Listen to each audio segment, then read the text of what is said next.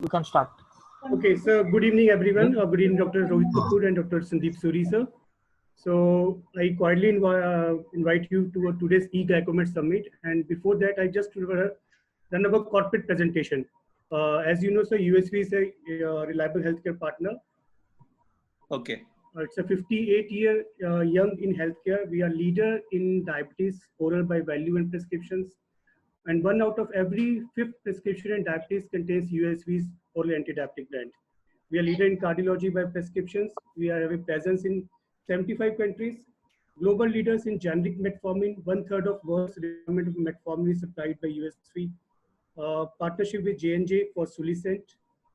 Our profound gratitude to each and every one of you, your family, for being an integral part of our journey. Our aim is to ensure better patient care so that India can be recognized as a healthcare rather than disease capital of the world. Mr. Dr. Vitthal Balakrishnan Gandhi is our founder. We are very proud of our history. Our founder was a freedom fighter and a part of the first parliament under Prime Minister Pandit Jawaharlal Nehru. Even 2 streets in Mumbai, business locality in South Mumbai, is named after our founders. We are also proud to be associated with the inventors of vitamins. He was instrumental to launch our first vitamin brand, Vicinal. Today, USV has 5 manufacturing units across the country. And even we are very just to inform that the quality of our metformin is exceptional, as the levels of NDMA in our raw material and formulation is way below the acceptable levels of 32 parts per billion in all the batches. It is even below the detection limit.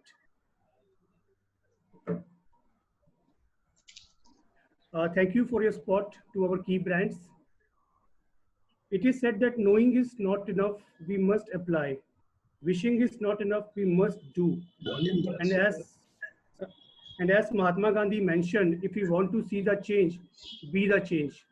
We are aware of the lack of disease awareness in our country, presence of undiagnosed patient pool, need to strengthen education, infrastructure, and research in our country.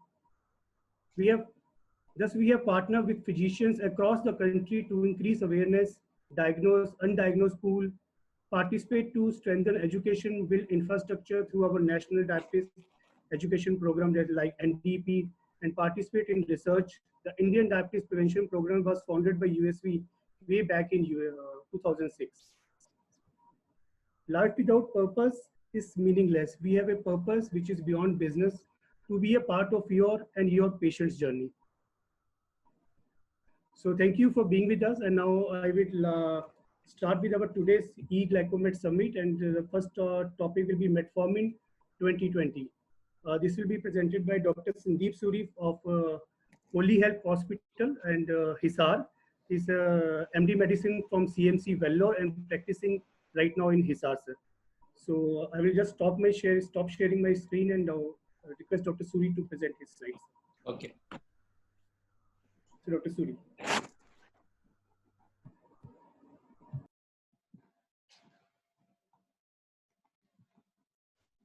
Yes.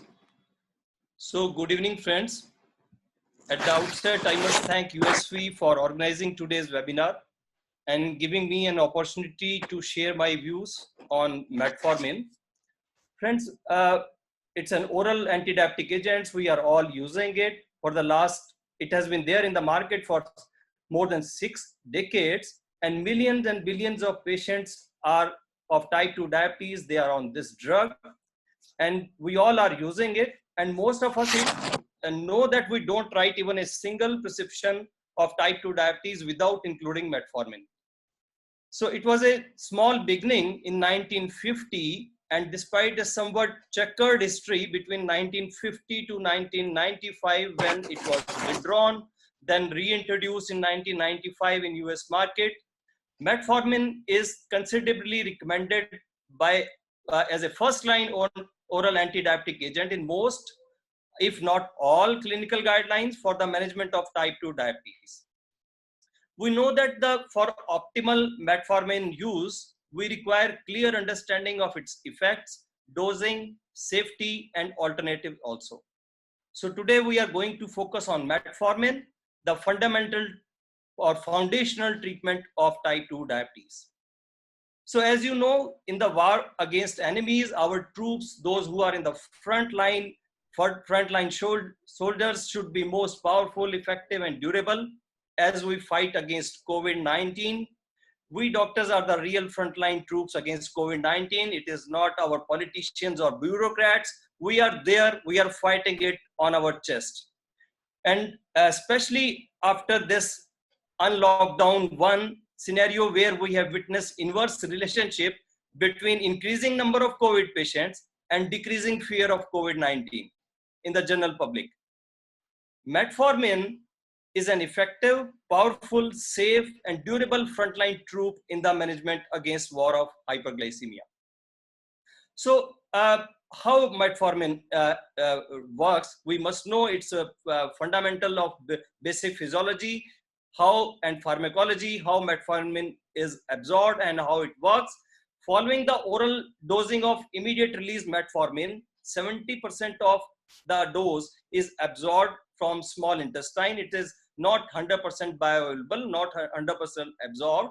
Only 70% gets absorbed, with the remaining passing into the colon before excreted in feces, and it is excreted unchanged in urine. Plasma concentration of metformin is very low, very low. I told you that bioavailability of metformin immediate release is very low. It is in micromolar form. Micromolar range is 8 to 24 micromole only. But in small intestine, that is in jejunum, it is 30 to 300 times more concentrated in enterocytes.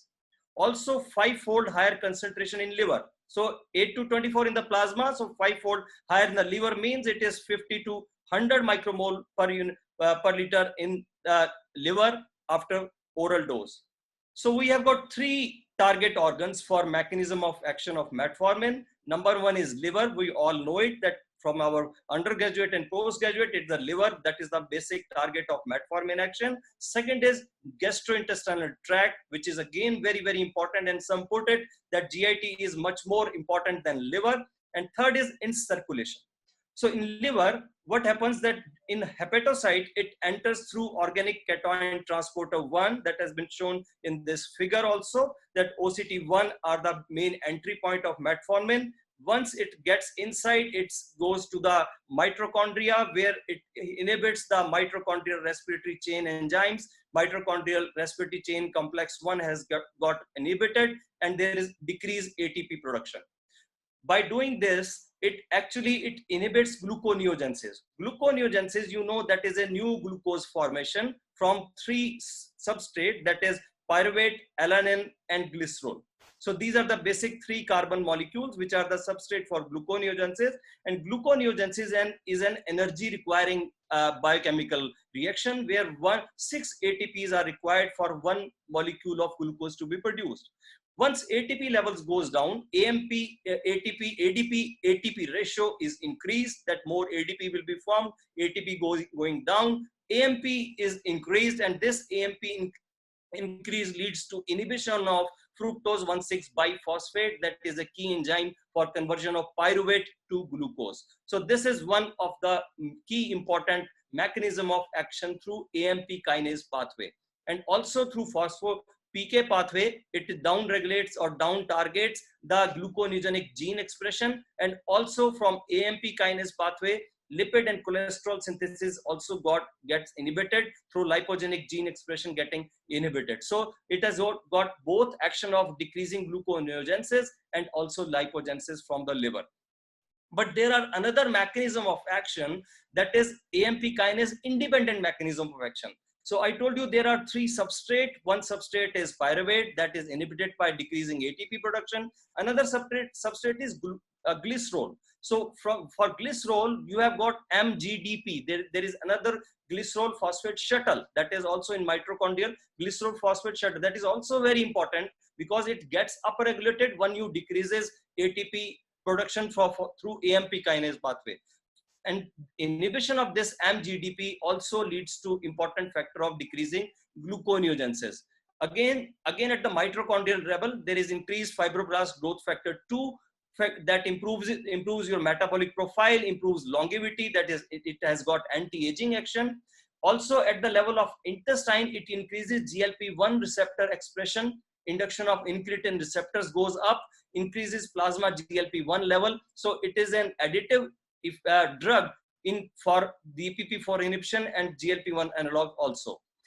Now, important action at the intestinal microbiota, that there is increased glucose uptake and tissue utilization. There is basically improvement in microbiota by increasing more friendly E. coli and also Akkermansia group of bacteria. They got increase in their population gets increased, and that leads to increased small chain fatty acid formation at the level of intestine. And these as small chain fatty acids are very important consideration for decreasing insulin resistance and improving insulin sensitivity. And also this decreases lipid inflammation, tissue inflammation goes down. So there is very positive effect at intestinal microbiota. And recently there is an publication that shows that there is increased excretion of carbohydrates through GIT, just like you have got SGLT2 inhibitors working at the level of proximal convertile tubule, increasing glucosuria.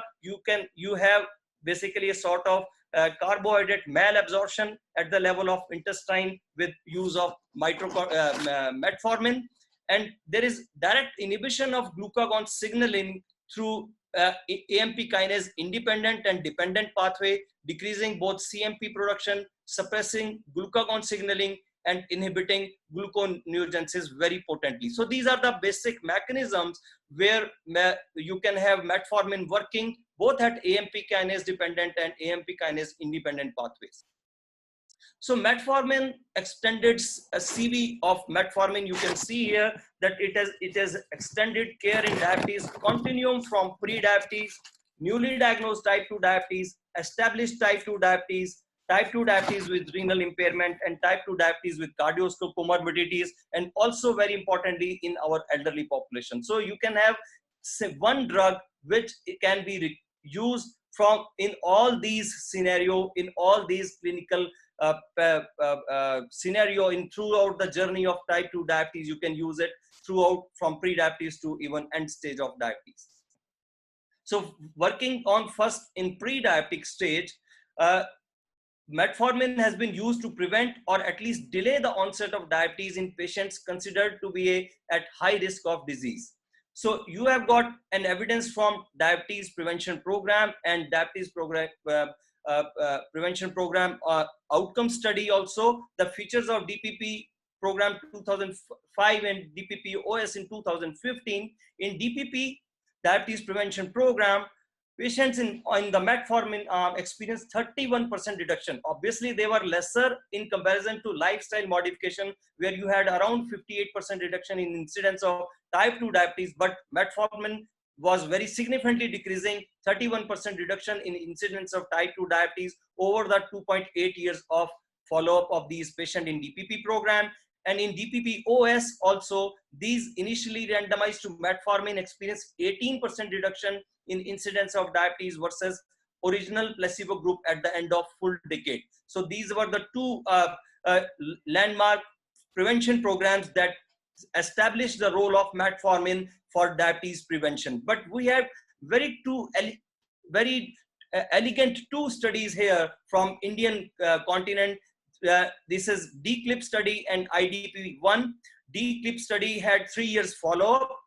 578 patients were included. They were overweight and obese patients, and there were 3 groups. One was isolated impaired fasting glucose patients, another was isolated impaired glucose tolerance patient, and another was combination of IFG and IGT. So true pre-diabetic picture was created here in DCLIP study, and metformin was given as a addition of metformin was done in a stepwise manner to lifestyle modification by 500 milligram BD dose of metformin was selected here in a stepwise manner in those patients who are having high risk of conversion to diabetes at 4 months or more than 4 months of follow-up. So relative risk reduction that has been shown here, that is 32% relative risk reduction of development conversion to type 2 diabetes from pre-diabetes was seen here overall, and number needed to treat to prevent one case of diabetes was 9.8. So it was very significantly shown that addition of metformin in those patients who are having high risk of getting into the stage of type 2 diabetes has given a good benefit of prevention of diabetes. And also the relative risk reduction varied by pre-diabetes phenotype. I told you there was impaired fasting glucose and IGT combination patient where it was 36%, much more significant.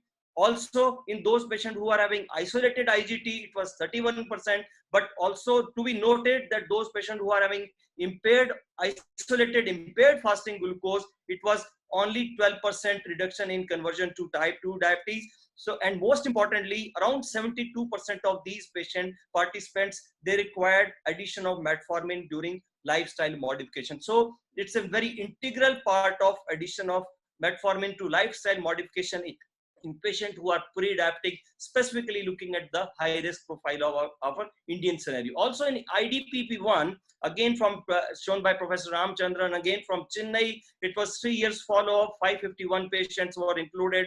But these patients were impaired glucose tolerant and obese patient, and they were on lifestyle modification. One group, another group was on metformin, another group was in combination of lifestyle and modification metformin. Here the relative risk reduction was 28%, and but the number needed to treat was again very significant. Around 6.5%, 5 was the number needed to treat to give metformin plus lifestyle modification to prevent one conversion of type 2 diabetes from pre-diabetes. So these were very significant studies. And what lessons we got from here? Number one, we have inflammable rates of conversion from pre-diabetes to diabetes. Number two, our diabetes is characterized by marked insulin resistance and rapid deterioration of beta cell functions. Number three was that BMI is not for us. We should use waist circumference, waist hip ratio to put our considering high risk category for development of type 2 diabetes. Metformin should be number four. Important lesson was that metformin should be an integral part of diabetes prevention, especially in high risk group of patients from preventing it from conversion to diabetes. So what are these high risk groups? Metformin therapy for prevention of type 2 diabetes should be considered in those patients who are having pre-diabetes, especially those with BMI. So this is a Western data here. It's from ADA standard of care, but I will go with the BMI of around 27 kg per meter square. Age, I will put it around 45. Women with prior gestational diabetes, and also include those patients who are having very strong family history of diabetes. So these are the things we can modify and use this drug for a prevention of type 2 diabetes in our high risk profile patient. So now going to in newly diagnosed type 2 diabetic patient, it's a meta-analysis published in Annals of Internal Medicine. So here the diabetes medication as monotherapy or metformin based combination therapy for type 2 diabetes. Evidence supports that metformin as a first line therapy for type 2 diabetes, given its relatively safe, beneficial effect on A1C, weight and cardiovascular mortality compared to sulfonylureas. So this was that this drug can be used as a very easily can be used as a monotherapy and also in combination in those patients who are newly diagnosed type 2 diabetic patient. So also we have got all guidelines showing in favor of first line therapy in patients who are type 2 diabetic newly diagnosed. Also our ICMR guideline is RSSDI guidelines, and all these international guidelines are favoring first line therapy for type 2 diabetes. And you can see here that ADA guidelines standard of medical care 2020 clearly say in the first line therapy for metformin with a comprehensive lifestyle including weight management and physical activity. So metformin is the first line therapy from as from ADA guideline 2020, also from ACE 2019 type 2 diabetes guidelines. if the entry A1C is less than 7.5 with lifestyle modification, use a monotherapy, that is metformin. If your entry A1C is 7.5, you use a monotherapy plus you use metformin plus you can add other drugs like GLP-1, SGLT2 and DPP-4. So again, it is a first line therapy from American Association of Clinical Endocrinology 2019 type 2 diabetes guidelines. So it recommends metformin as the first line therapy for type 2 diabetic patient.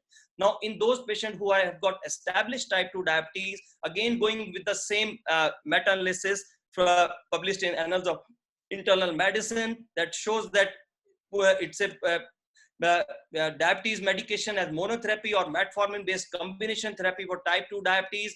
Here you can see that weight gain, it's a weight neutral drug. We all know diabetes, metformin is a weight neutral drug due to it's a calorie restriction mimetic like of effect, and it suppresses appetite, or maybe it has got central action, or maybe it is a GLP-1 based action of metformin that leads to suppression of appetite, and it's a weight neutral drug, and also some amount of weight reduction. If you compare between monotherapy of metformin versus DPP-4 inhibitor, there is some amount around 1.3 kg of weight loss seen with metformin.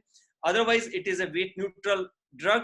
And also, if you look at the hypoglycemia per se, metformin has got negligible hypoglycemia, but I must say that it is not zero. We do have a few patients, they show some amount of hypoglycemia with metformin, but overall clinically significant or serious or severe hypoglycemia is extremely rare with only metformin therapy as the main instrument in management of type 2 diabetes.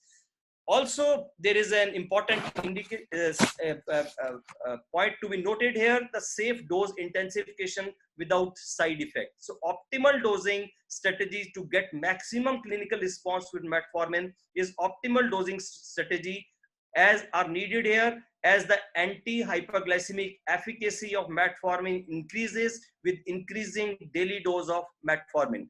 As you move from 500 to 2000 milligram dose of metformin, delta fasting plasma glucose, delta A1C, they come down, and also delta PPG, that is postprandial glucose level, also goes down with the higher dose of metformin, and the ceiling of effect has been come.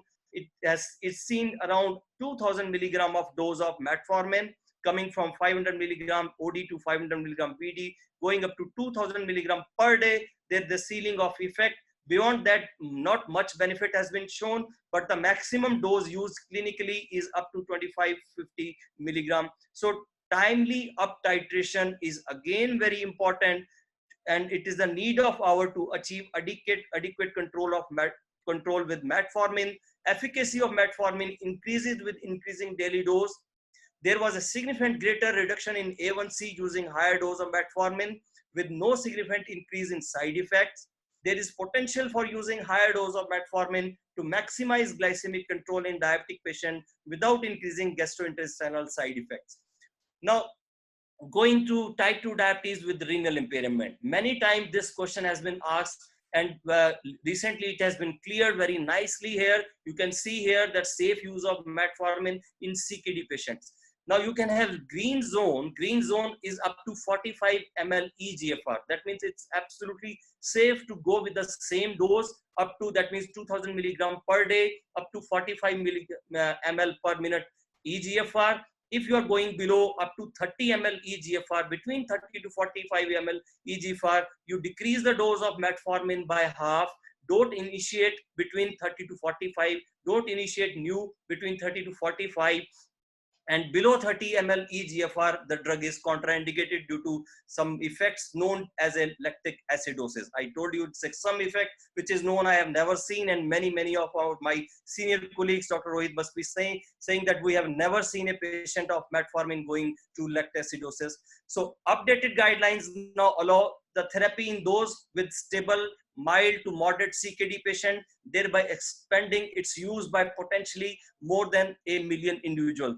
So here I am giving you two studies which are very recent studies, and here it's a treat trial, which is basically with darbepoetin alpha in CKD patient with eGFR of between 20 to 60 ml per minute.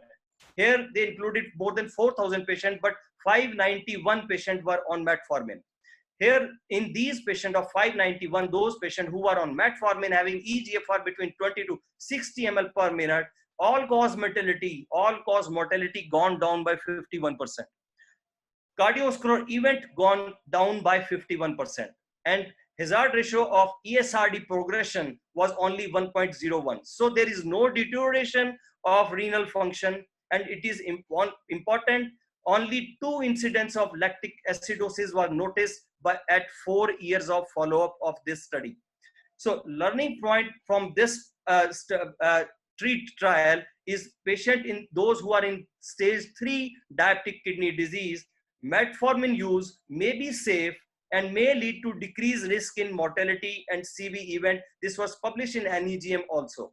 So similarly, another retrospective observation study very recently published, it included around 10,000 patients. It was published in Diabetes Care, May 2020 only, to see the long-term effect of metformin in patients who are having type 2 diabetes with CKD.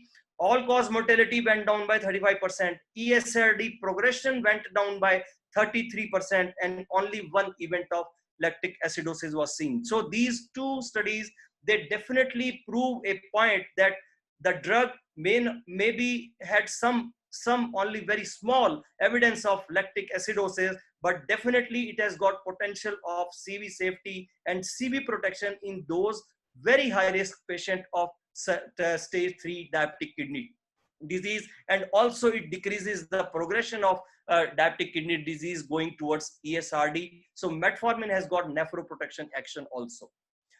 Now extending towards type 2 diabetes in cardiovascular comorbidities. So this is an Achilles heel that people say that metformin don't have that got CV benefits that you have seen with recent CVOTs.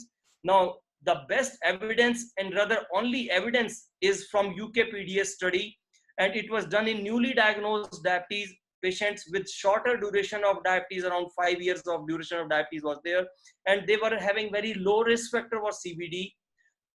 Around 350 number of patients were on metformin, but metformin showed definite absolute risk reduction of around 7% in non-fatal MI, and around 7.1% absolute risk reduction in all-cause mortality in this arm of the patients who were on metformin, and they were also overweight patient, and it was versus conventional lifestyle modification was the conventional arm where it has shown benefit. So you can appreciate small number of patients, only 350 number of patients, not like large CVOTs of SGLT2 and GLP-1 analogs where you have got thousands number of patients, but the hazard ratio was very emphatic. Still, people think that evidence of metformin with CV protection is very weak, especially when the trials were done. These trials were done on patients who are in pre-statin era, and also lower use of antiplatelets, lower use of ACE/ARBs therapy was there. So these they say that this evidence of CV protection is very weak with metformin. Also, you have got some evidence from home and spread DMKD study, but again, this is very small number of patients, 390 and 304 number of patients, but the hazard ratio is very emphatic for expanded MACE and expanded in both these 2 trials also. So what happened due to these weaker evidence of CV safe protection with metformin? Recently, ACE guidelines, ESC guidelines, they showed that those patients who are having the treatment algorithm given here is that in patients with type 2 diabetes who are having established cardiovascular disease or having high risk or very high risk CV risk, and they are drug naive patient, these patients, they say that don't wait for metformin to do anything, any magic for here. You straightway put your patient on SGLT2 inhibitors or GLP-1 analogs. These are the drugs which have shown definite benefit in from their large long-term CV outcome trials. And if A1C is not controlled, you add second line agent, that is metformin. Also, if your patient don't have these ASCVD or high risk CV risk factor, then you start with metformin monotherapy. and go with the if A1C is not controlled, preferably then you go with any therapy of DPP4, GLP-1, SGLT2 inhibitor, and TZDs. Again, any therapy can be used for glycemia reduction. But one thing is very clear, that first part of that going only with SGLT2 inhibitor and GLP-1 log, probably we are not that much comfortable. We want that we are much more comfortable with metformin because it is very safe. It has shown definite small, undoubtedly it was small, but definite evidence of CV protection was there. And many observational studies and other epidemiological studies, they have definitely and meta-analysis, they have shown that metformin has got benefit in CV protection also. So we will prefer going with metformin in those patients who are even having established cardiovascular disease, high risk or high risk of CV risk. And then I will not wait for A1C to increase. Irrespective of A1C, I will say that start SGLT2 inhibitor or GLP-1 analog with metformin from the very beginning. So this should be the benefit. This should be the proper management. If I can say here that this should be the proper management protocol in those patients who are having atherosclerotic cardiovascular disease or high risk of very high risk of CV event. And if you look at atherosclerotic cardiovascular disease outcome trial, a CVOT outcome trial of SGLT2 and GLP-1 analogs, they are not more than 4 years. Most of these trials, you have declared TIMI that has got longest follow-up of 4 years, and they have the maximum shown benefit up to 4 years. And we have experience with these class of molecules only by 5 years, say, not more than 5 years. And here you have got a drug which is with us for more than 62 years. And we know in diabetes, the risk of atherosclerotic cardiovascular disease, it is not limited for 4 or 5 years. It is a continuous risk. It is a relentless progress. So how come we say that the benefit seen in 3 to 4 years with these molecules, with the treatment of these SGLT2 and GLP-1 is going to sustain, will give you the benefit beyond 4 years? We don't have any data. We don't have any data to promote these drugs as a first therapy, as a monotherapy in those patients who have got atherosclerotic cardiovascular disease established at the baseline. So recently, very important, I want to share here that there is a new trial. That trial evaluated the effect of metformin therapy on coronary endothelial function and major adverse CV events in patients who are pre-diabetic with stable angina, non-obstructive coronary stenosis. Patient Celestino et al., he published this study in Diabetes Care very recently in 2019. Here he showed that coronary blood flow as a marker of endothelial dysfunction under the effect of acetylcholine injection, it improves in those patients who are having were on metformin, pre-diabetic patients who are on metformin. Also, significantly improvement is seen in those patients by up to the tune of 50% more in improvement in major adverse cardiovascular events in those patients who were having pre-diabetes plus they were on metformin. So metformin therapy may reduce the risk of high risk of CV events in pre-diabetic patients. And let me say that pre-diabetic patients, they have got equal risk of CV events to your full-blown type 2 diabetic patients. So CV events in pre-diabetic patient by reducing coronary endothelial dysfunction. So such type of evidence are not there with your SGLT2 and GLP-1 analog molecules. Now going to elderly type 2 diabetic population, first line agent for older drugs or older age adults with type 2 diabetes, it can be used safely in patients with eGFR up to 30 ml per minute. Contraindicated in patient with advanced renal insufficiency, you all know, but should be used with caution in patient with impaired hepatic function or congestive heart failure because of increased risk of lactic acidosis. So in the elderly population, metformin showed age-related comorbidity development in old men decreased. It slowed the age-related comorbidities development in old men with type 2 diabetes. So definitely it has got more improved, more quality of life in these patients. Those patients who are very frail, very high CVD risk, high risk cancer patient. So, and even in healthy elderly population. Significant improvement in all endpoints was achieved in elderly population with metformin therapy. So it's a very important to note that it can be used at any age, at least up to the age of 85. This drug can be very easily used. So emergence of new drugs, should any newer medication like SGLT2 and GLP-1 should replace metformin as a first-line therapy? This is a thought for you. Might the answer differ when addressing it in the context of patient with versus without covert cardiovascular disease? But I told you it's a continuum of risk. Answer is resounding no. So we should not replace metformin as a first line therapy. Cost factor of metformin, again, very important. So it's an US mode of giving cost factor. If you want to have Indian mode of cost factor, metformin is a per year cost is around 2000 rupees only. Whereas SGLT2 inhibitor, 60 rupees per tablet, multiply by 365 days per day, it is around 21,000 rupees. GLP-1 analog, it is around 1 lakh rupees per annum. So it is critical to favor a most cost-effective option in treatment of type 2 diabetes. You know, we have got a very cost-sensitive society with us. So obviously this cost matters to us. So, and it is a long-term, lifelong therapy. So we should use effective, safe, and cheaper medication. This is for our type 2 diabetic patient. So metformin remains as a first-line option. So convincing properties of metformin that set it apart from the rest is greater potency, moving up to 1.5 A1C, whereas you have got GLP-1 reaching up to 1.5, SGLT2 inhibitor only 0.8 to 1%, DPP4 0.8 to 1%, SU 1 to 1.5. So metformin definitely goes up to 1.5.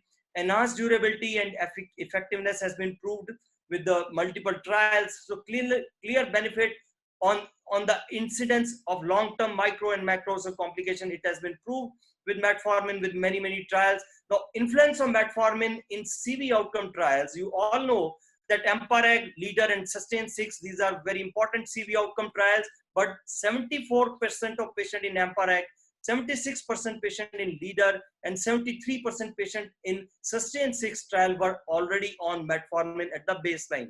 So benefits to the cardiovascular system of the new agents has been demonstrated largely on top of widespread metformin use. So you cannot negate the basic horse over which your jockey was riding to get it a winning horse, winning race. So definitely you must look at your horse also, which has given you the first position in your this horse race.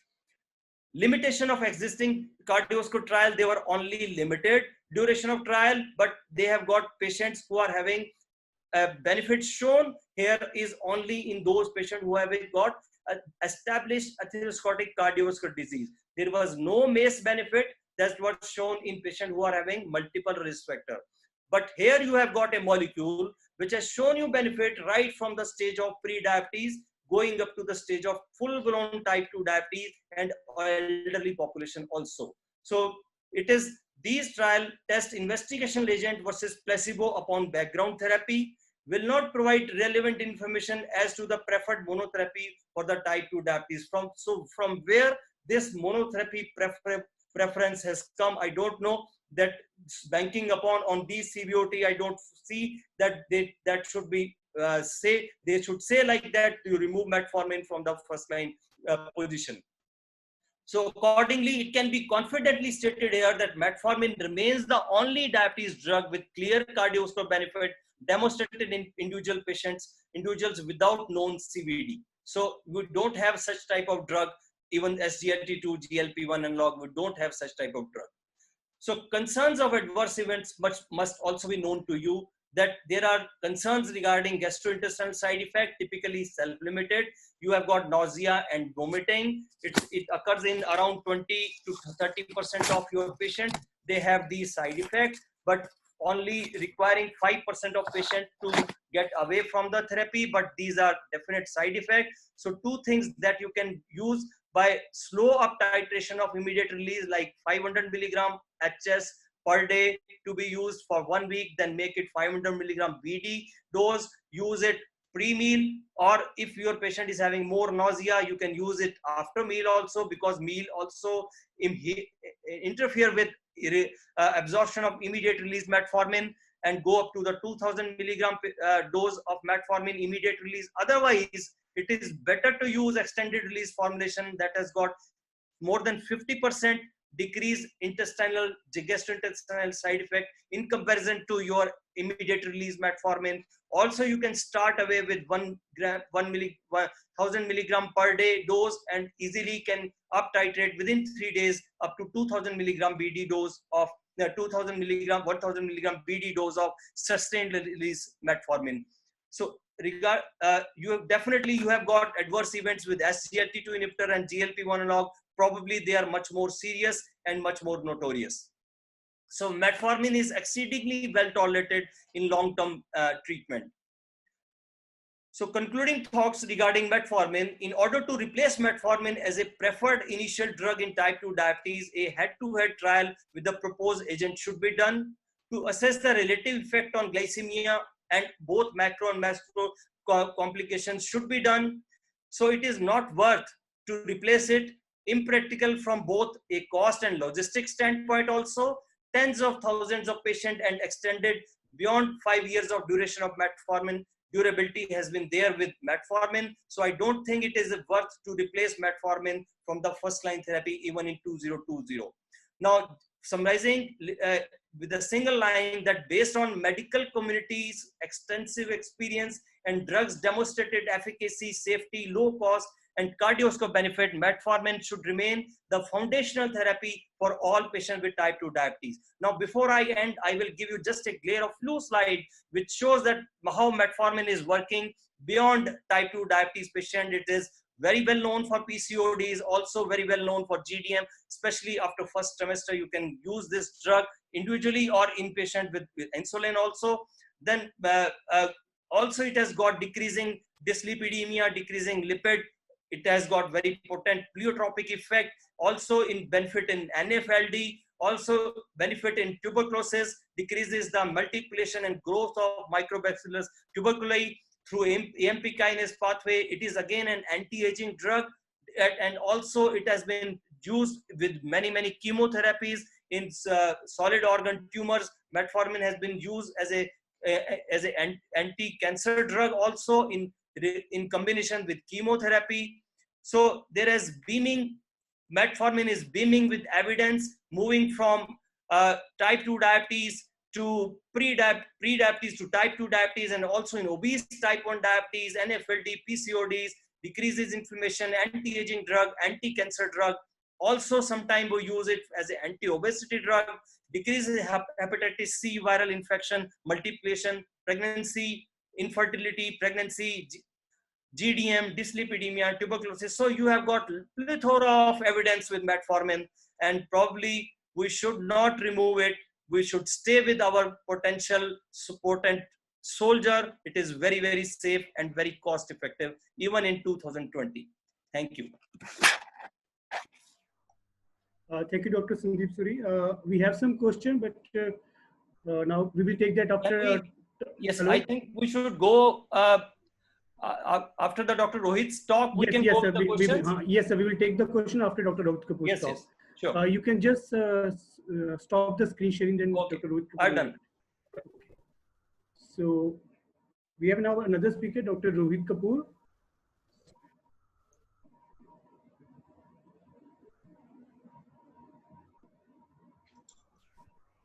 Hello, Dr. Rohit Kapoor is a medical director, Carewell Heart and Super Specialty Hospital, Amritsar. Dr. Rohit Kapoor has more than 60 research paper publication. Six publication has chaired chapters contribution diabetes and cardiology update 2005, 6 and 7. More than 5 fellowships and more than 9 awards also, and more than 10 life membership of various national and international medical studies.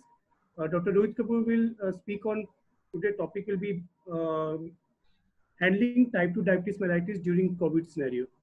So welcome, Dr. Rohit Kapoor, sir. So am I audible? Yes, sir, you are audible, sir. Okay, that's nice. So good evening to all audience, to all doctors, and that's thank you USP for arranging such a nice webinar. And it's a very nice already lecture given by Dr. Suri about detailing about the metformin. So we nowadays patients during COVID-19. I think this new disease like coronavirus infection for the last 8 months now we are dealing, and I think so it's a new for every doctor globally in this world.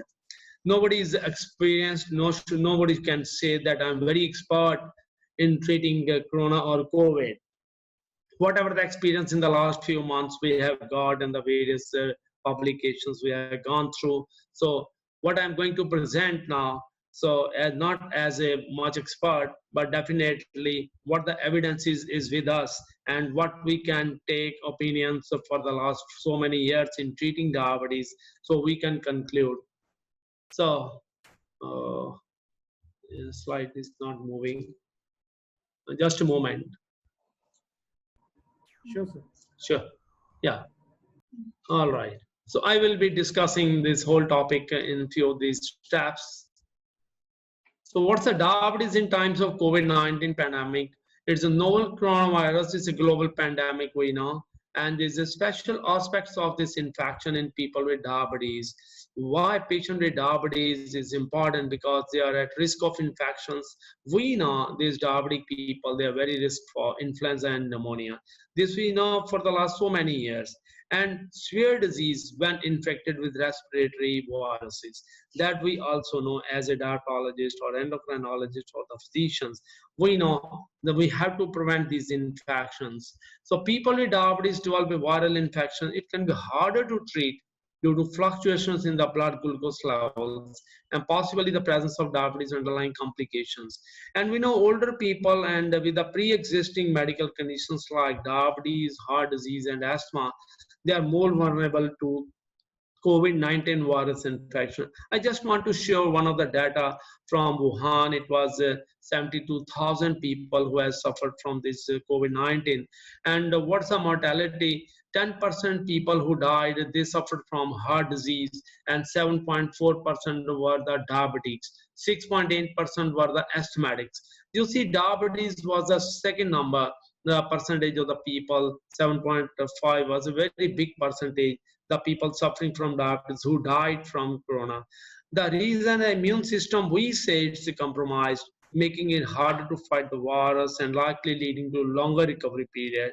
And virus may thrive in an environment of elevated blood glucose. Is all we can think about this diabetes. We always say diabetics, they have low immunity, and definitely glucose variability and fluctuation, they are the one of the cause of the many of these diabetes complications. So what are the challenges in this scenario?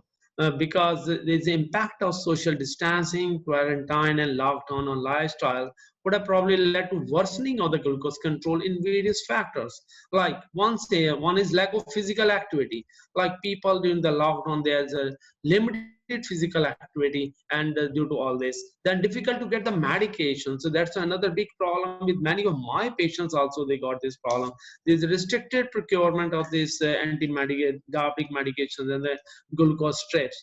There's a restriction in the food supplies which can alter the dietary habit of the person, of a diabetic person during these timings. And there's no routine follow-ups, no fine tuning of anti-diabetic medications possible because the follow-up was really affected during this timing. So psychologically, the people during this time, this pandemic, they tend to have varying degree of negative emotions. And there was a big lecture already I have given on this mental status in this COVID. There's such as depression, anxiety, and that is get aggravated during an epidemic. And these emotions, they would in turn affect this glycemic control. So what's the hope now? If challenges exist, so do the solutions. Nothing to worry. So we have to clinical considerations now in patient with diabetes. First step is always prevention, we say. What are the specific measures in people with diabetes? One thing, maintaining good glycemic control is most important and prevent complications. How this is? This helps in reducing the risk of infection. If you're keeping a good glycemic control, definitely the risk of infection and the severity becomes very low. Definitely may lessen chances of spread bacterial pneumonia.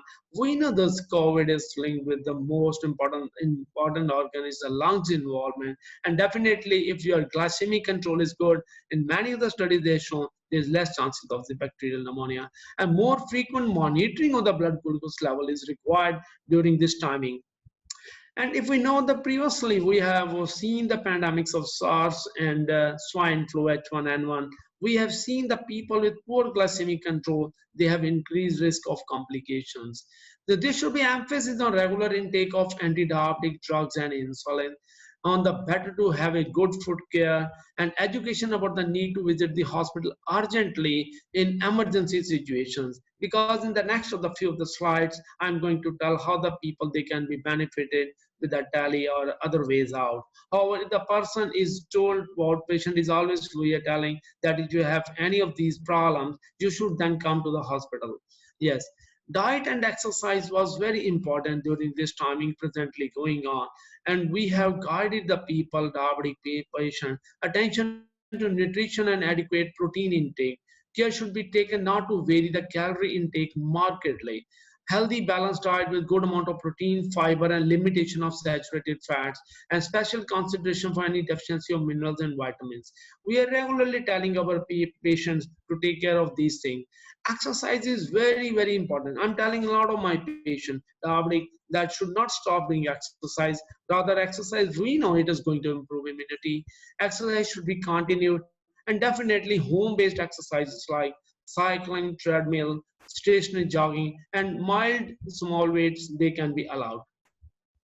And the most important thing that we should tell all our diabetic patients, they should be really immunized against influenza and the pneumonia vaccination. That's the most important, because this flu vaccination and the pneumonia vaccinations, it decreases chances of secondary bacterial pneumonia after respiratory viral infection. At least some of the strains we know by pneumonia and in pneumovax or whatever, they can save you from some strains of this pneumonia.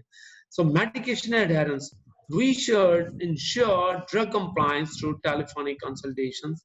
Diabetes educators, they can help us about their medications, while online stores, patients should be made aware of contraindication of hydroxychloroquine, because some of the diabetics, now few percentage, they were given hydroxychloroquine as the anti-diabetic drug.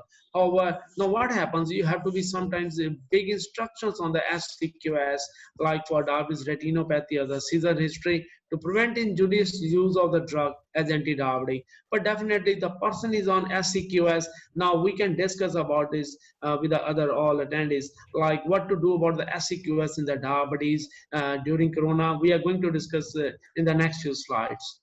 So coping with hypoglycemia is the most important during this COVID timing, because in the absence of a physician's advice, hypoglycemia could recur, perpetuating hypoglycemic unawareness. This is most important. Now, through teleconsultations, we physicians should make patient aware of the symptoms of hypoglycemia, especially those on insulin and sulfonylurea. Skipping of meals should be discouraged. So anti-diabetic regimen should be considered promptly following a hypoglycemic episode. These all advices we can give on the online consultation or the other means. And the next slides we will come.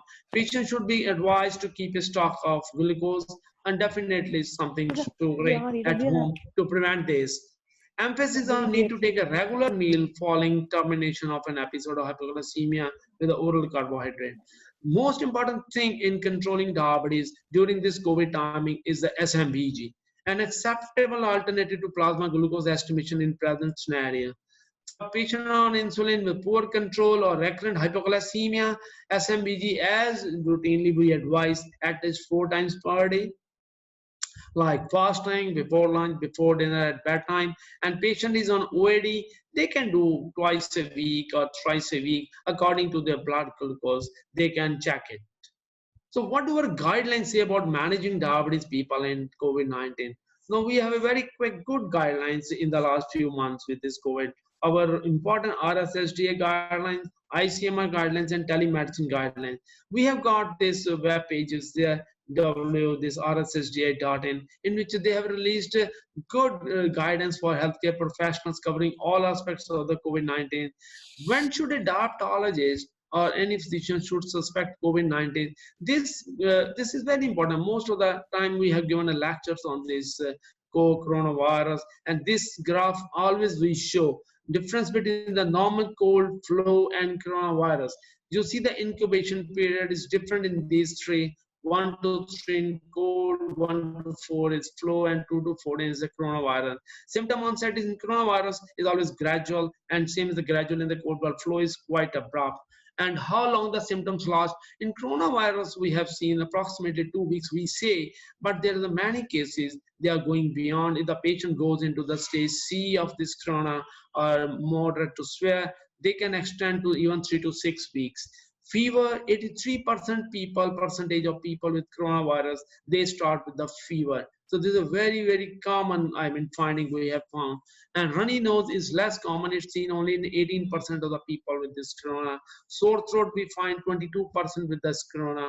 Cough, we find is very common. And this corona is more than 60%.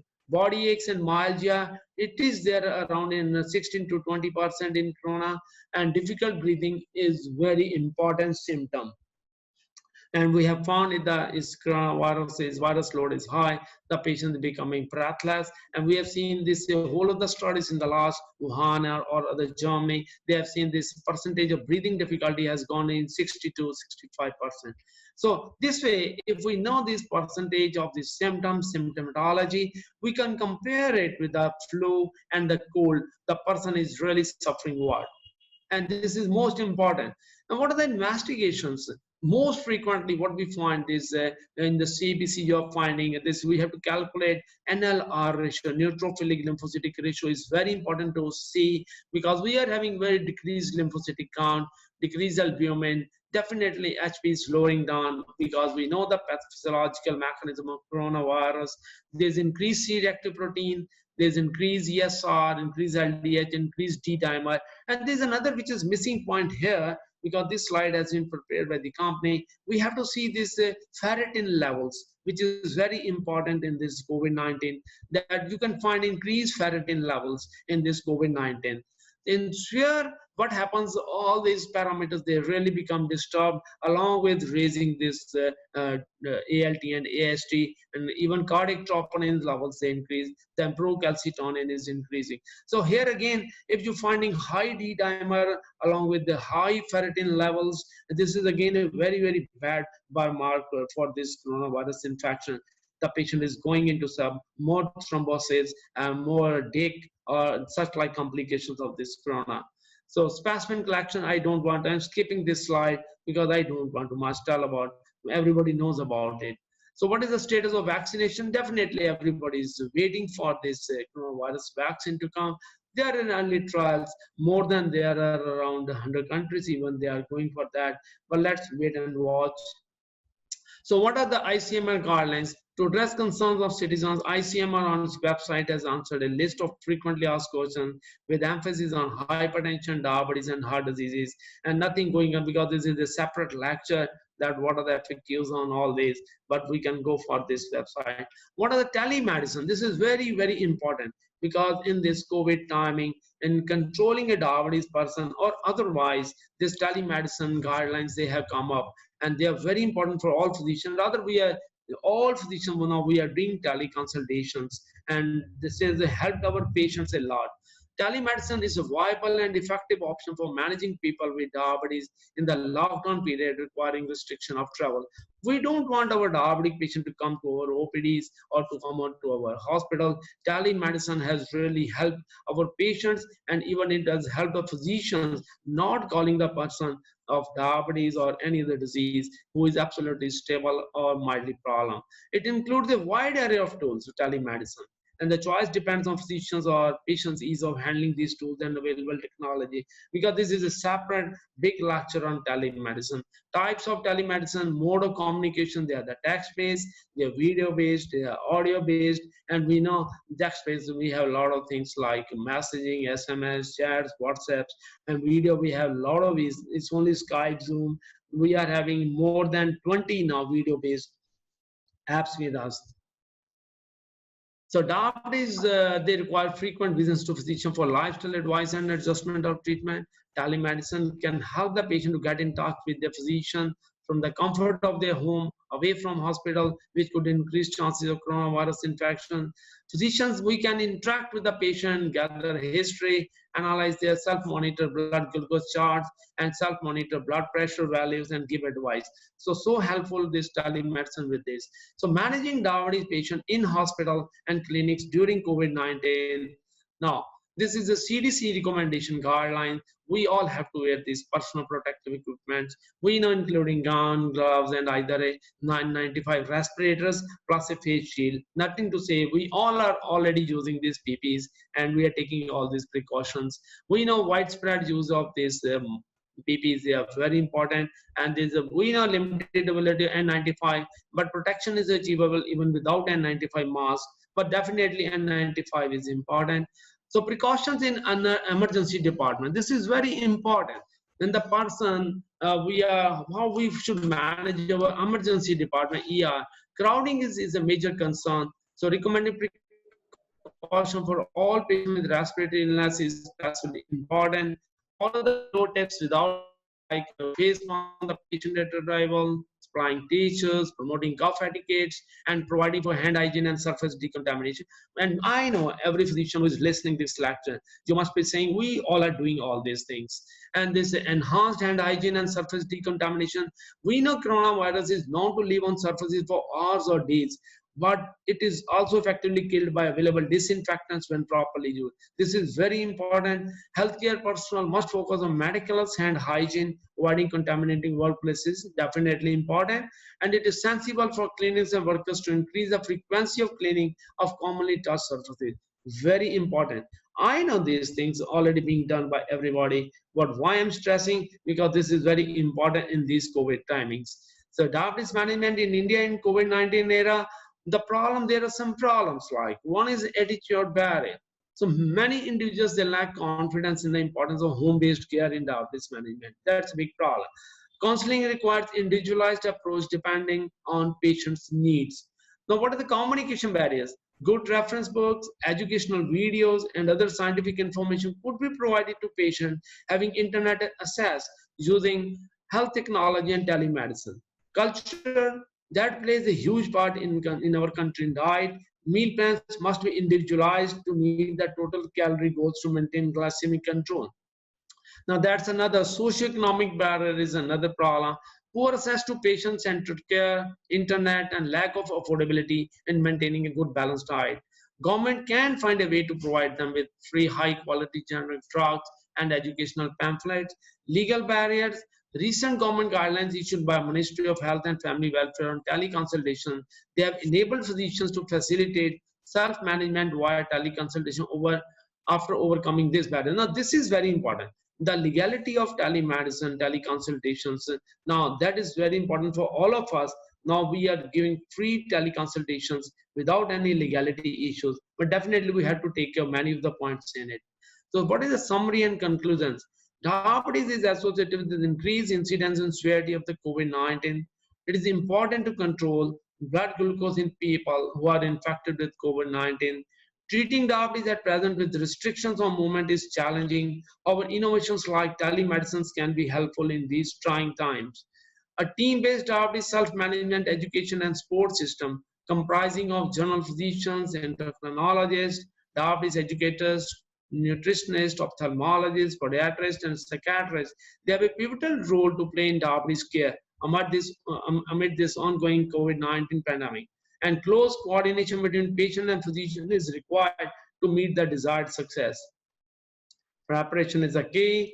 Be ready to fight, be smart, informed, prepared, be safe, and thank you. Thank you very much, and I would like to take Thank you, Dr. Kapoor. We have some questions. We would like to take questions on this and management, and let's go now. Okay, Dr. Suri, we are ready now. Yes, Ajay, can we? I will be taking metformin and diabetes partner. Sir, Yes, sir. For COVID, huh? Yes, sir. Yeah. So should I go with the questions? Yes, sir. Okay, so I go with the first question. What factors might be responsible for no elevation of AMPK gene expression in K562 cells? Okay, these are the leukemia cells. These are CML cells with the JK mutation cells when treated with metformin. So AMP kinase, I told you that there is a increased AMP kinase pathway with metformin as a mechanism of action. And this AMP kinase increase leads to basically cell cycle arrest. That means it leads to autophagy. Cell cycle arrest means it arrests the cell division of the neoplastic cell in G2 or M phase. Arrest is known with the AMP kinase activity, and there is no gene elevation. Still, there is AMP kinase activity increased by metformin, and it has been shown that it improves the results of chemotherapy in patients who are having CML, also those patients who are having AML, acute leukemia, ALL also, and in multiple myeloma also.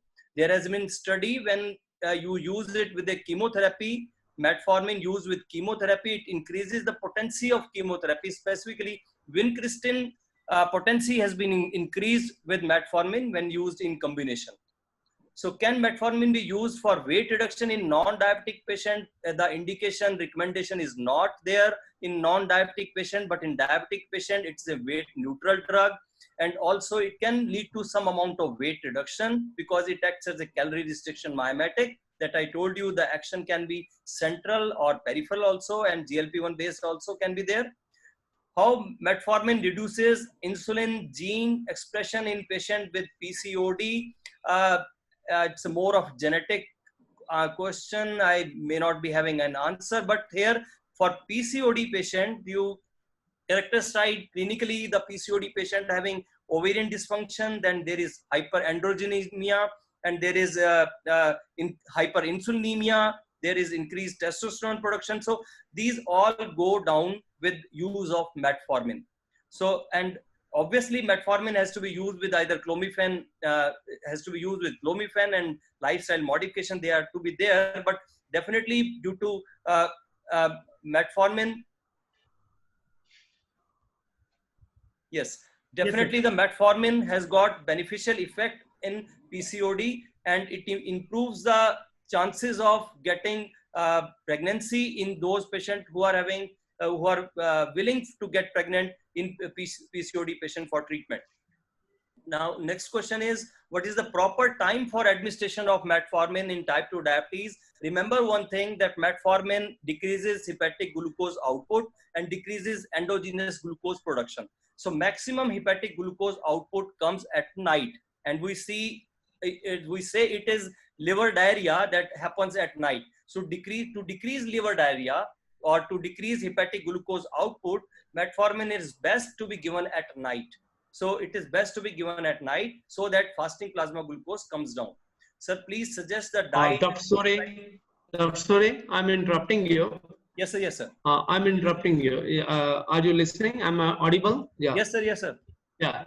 You're saying this metformin is preferably to be given at the night time. I mean, Yes, because this affects hepatic gluconeogenesis. Yes, I mean, because if you are using some XR preparations, sustained release preparations, yes, I think so.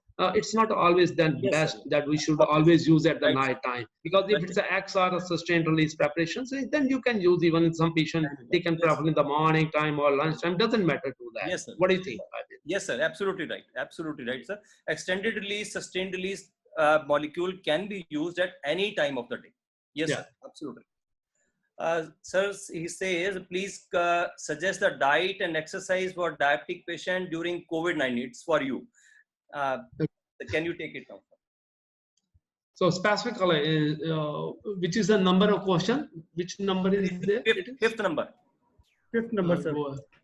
Please suggest Please diet and suggest exercise. diet and exercise for diabetes patients during COVID-19. I told you in one of the slides, exercise is very important because we know exercising, it really improves immunity, blood circulation, and everything. The thing to talk about that point, that how exercise, we never stop exercise in people in diabetics during this COVID-19. But if I say some person diabetic, if he's already suffering from now coronavirus infection, he's a mild category, and then I think so, rather I'm restricting my coronavirus patient, he's a positive, but still if he's asymptomatic, I'm stopping doing exercise in a positive COVID-19 patient. But definitely during this COVID-19 era or pandemic, all diabetics, they are advised to continue exercises, low level exercises. Much of the resistant exercises should be avoided if they are doing very heavy weight lifting and all that. Otherwise, like in one of the slides I told you, like in home cycling, some treadmill, mild treadmill, ground level, they should continue. That is very important. Yoga, if they are doing, they should continue with the yoga. About the diet point, in some of the slides I told you, because diet is very important, because during this COVID lockdown timing, the people, they have disturbed their dietary patterns because of some unavailability of the food or whatever the many factors. But definitely diet has become a very important issue for the diabetic. Why many of the diabetics, they have gained weight, I mean, during this 1 or 2 months period. So diet is always important. What is a specific diet? More protein, I should say, more fibers, and definitely this is in just a concise to say, but the detailing about the diet, it will take another lot of time. So what factor? Next question is to you, Dr. Suri. Yes, sir. It's what factors might be responsible for no elevation of AMPK gene expression? I think it is, I have answered it same, that even without gene expression, uh, uh, there is a benefit in anti-neoplastic as an anti-neoplastic agent with metformin. Second is to how to treat pancreatogenic diabetes. Yes, pancreatogenic diabetes can be in a stage of like you have acute pancreatitis, that at that time you have stress hyperglycemia, or you develop type 2 diabetes. At that time the answer is only insulin.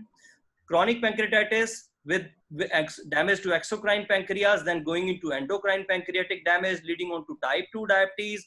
Again, the answer can be insulin plus metformin, but you have to, it is no for DPP-4 inhibitors, also no for AGIs because of more flatulence and abdominal discomfort, and also no for GLP-1 analogs. Otherwise, sulfonylureas can be used in small doses, but very limited beta cell response can be there.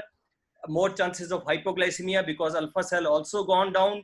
So only insulin and metformin comes to your rescue, plus some amount of SGLT2 inhibitors can be given if your patient is on obese side. But most of these patients are lean, thin patient with chronic pancreatitis. Then you have got FCBD, fibrocalcific pancreatic diabetes. Again, insulin is your remedy.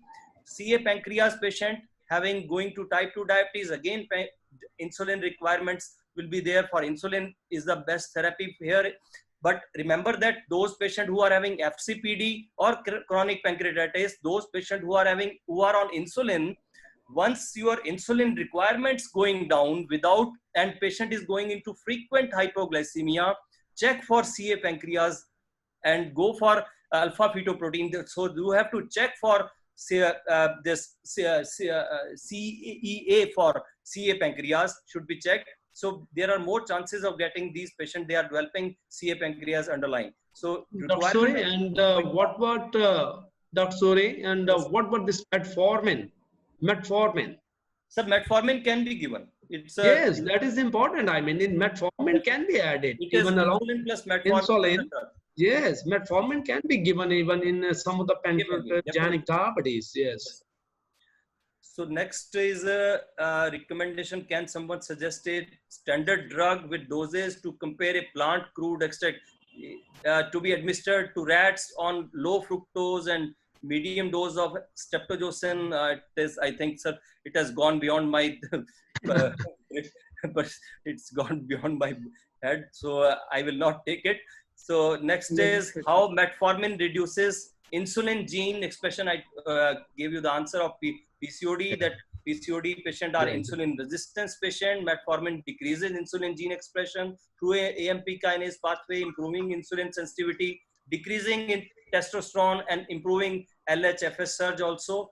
So what are his question is, what are your comments on latest study showing metformin lowers blood sugar by excretion through stool. Definitely, there is a recent publication that showed that metformin decreases blood sugar by excretion through stools.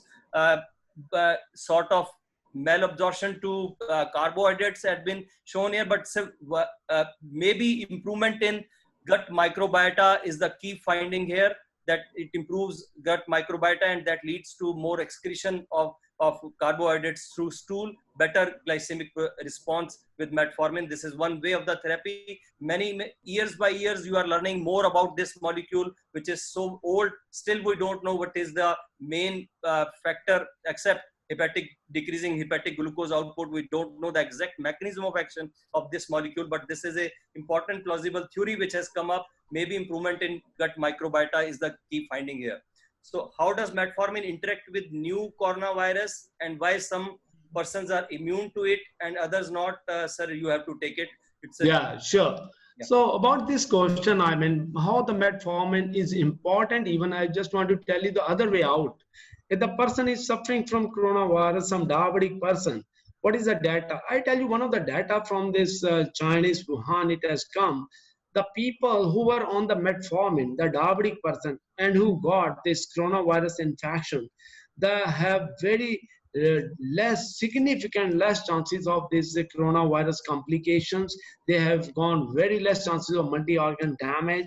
So metformin has been found to be one of the fantastic drug during coronavirus treatment, even in cases of mild to moderate degree.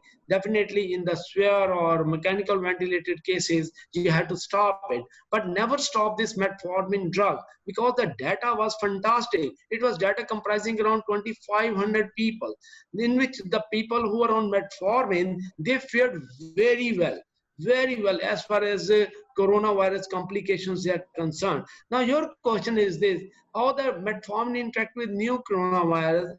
Why some persons they are immune to it, others not?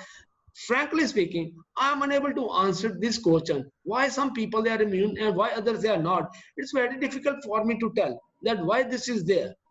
But definitely, from my opinion, the treatment of metformin tablet should never be stopped in a case of COVID infected person in a diabetic person. So next question to see you, sir. Okay. Let me see, sir. Just sec, sir. 11th question, sir. It's 11th. Yes, sir. Okay. Does extended release or sustained release drug affect fasted state? If it has been taken prior to fasting, then does the body not enter fasted state until the drug is fully released after 4 to 8 hours of the release? Actually, the basic problem with metformin immediate release is that it should be taken fasting, but it leads to more of distaste, metallic taste in your mouth, nausea, and aversion to food.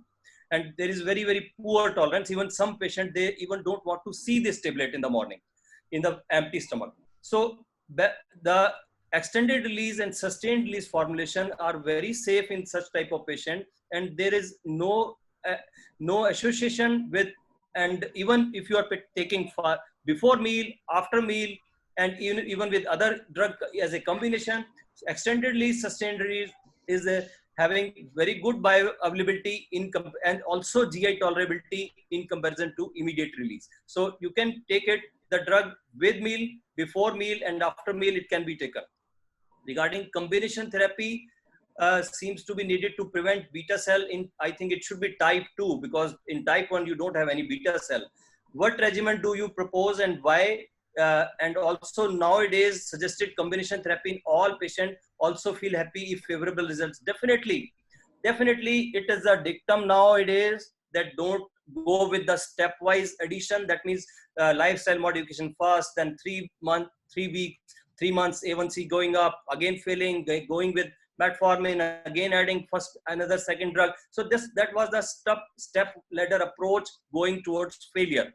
Now we hit early and hit fast, and we keep on hitting, maintaining A1C goal below 7% or less than 6.5%, because now we have got good molecules which can give you good significant amount of glycemic control with minimum least hypoglycemia, weight loss also, and they are very efficacious drug like DPP-4 inhibitors plus metformin combination, And recently verified trial was there when the average A1C included in these patients was only 7.2. So such a lesser amount of A1C in the beginning, and still they went for combination therapy. Most of these guidelines are now shifting towards early combination of therapy for having the two drugs in a combination who have got complementary mechanism of action hitting at multiple pathophysiological factors who are the main targets of type 2 diabetes. So early combination of therapy is really, really prudent.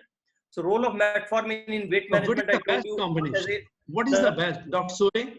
Yes, sir. Oh, what is the best combination therapy you advise to preserve beta cells? I mean, Sir, because that is important. We have to choose a drug which is absolutely not affecting on beta cells. That's the best preservation of beta cells. yes, And what do you think? Metformin plus SGLT2 inhibitors, which S3 or are insulin. SGLT2. This is the best combination if you really want to preserve beta cells, Yes, sir. because DPP4 they have secretagogue actions. Yes, They do act on the beta cells and they have secretagogue action. yes, So sir. I think so. This combination therapy somebody is asking. I think metformin plus SGLT2 is one of the best combination in preserving beta cells, whatever the person is having. Yes, I sir. think may not improve C-peptide, but we can keep the C-peptide at the level when we start with this combination. What is your thing? Sir, actually, if you look at SGLT2 inhibitor and DPP4 inhibitors, so DPP4 inhibitors, they have not shown anything like they increase beta cell mass. They increase beta cell mass with GLP-1 analogs only in animal data, not in human studies. But beta Definitely. cell, yes, sir, beta cell functions have definitely improved. If you with even DPP4 inhibitor, with DPP4 inhibitor, disposition index, that is a marker of beta cell function, that improves very significantly with DPP4 inhibitor. So you are very right that combination of therapy in the beginning will definitely gives you an edge towards protection of beta cell function from the in the initial stages, and which is going to give you benefit in decreasing long-term complications and sustainability of the efficacy in A1C reduction. Definitely, sir.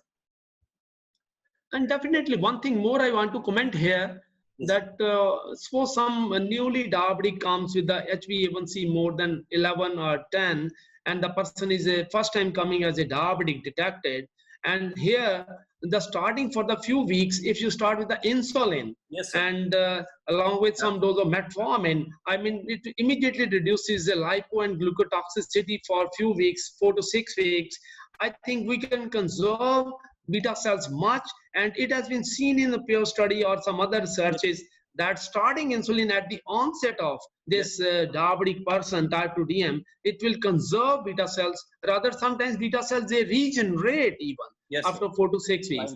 So I mean, this combination is also goes very good, like insulin plus some dose of metformin in a patient, and it improves glucose and lipotoxicity. Yeah. Yes, sir, absolutely. Good, sir. Very good.